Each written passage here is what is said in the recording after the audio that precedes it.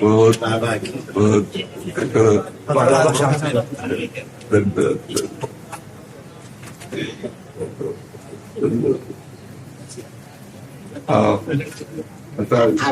आप विराजो। हाँ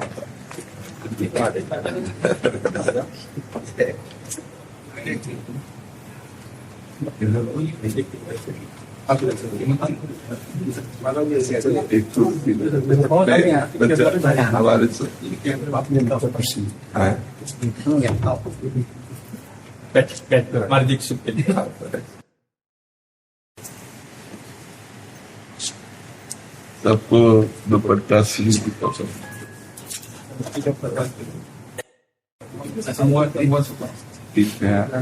खूब कृपा है, दया है गुरुदेव कृपा।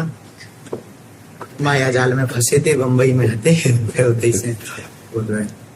भगवान के पार्षद तो माया जाल मुक्त करने जाते हैं, माया में घुस के जीवों को माया मुक्त करने जाते हैं।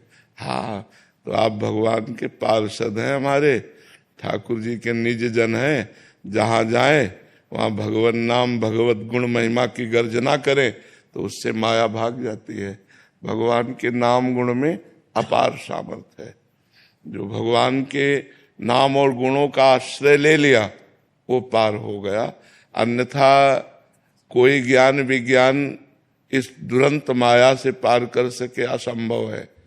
ज्ञानिनाम चेतांसी देवी भगवती सा बलादा कृष्ण मोहाय महामाया प्रेक्षति। जो ज्ञानिन कर चित अपरही बरियाई विमोह बस करही।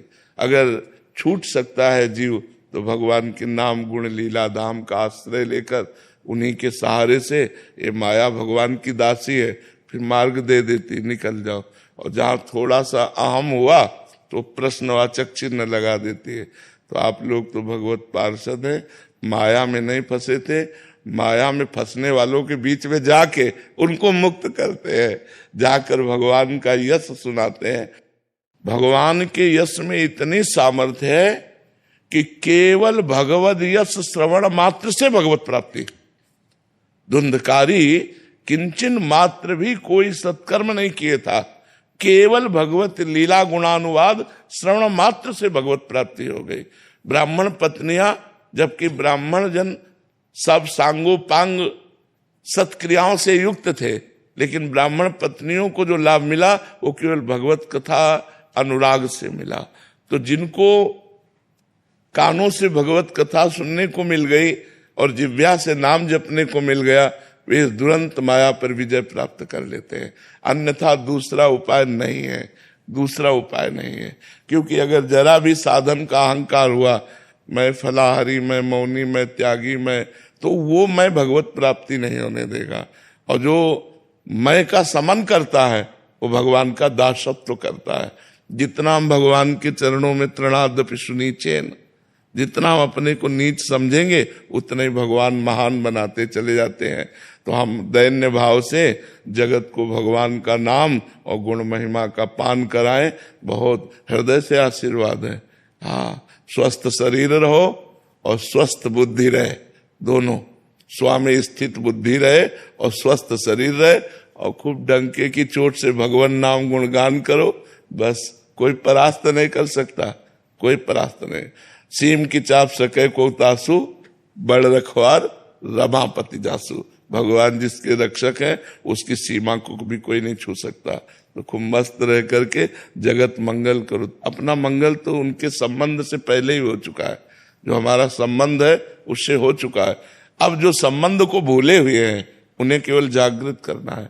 सब जीव भगवत स्वरूप है, ये बात समझ में आ जाए उनकी कि हम प्रभु के जन हैं, बस इसी में आनंद की अनुभूति हो जाए। तो यही जागृत करो और खूब कर रहे हो और मस्त रहे एकदम। अभी वृंदावन में कई दिन रुकेंगे? कल तक है बाबा, एक छोटा सा क्रम है वही पर्याप्त है।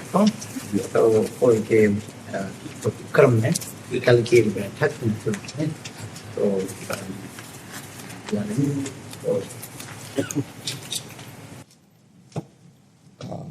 सनातन एकता यात्रा दिल्ली से वृंदावन के लिए पैदल यात्रा करेंगे, मतलब सभी को जोड़ते हुए, ऐसा आपका? हाँ, बिल्कुल बिल्कुल।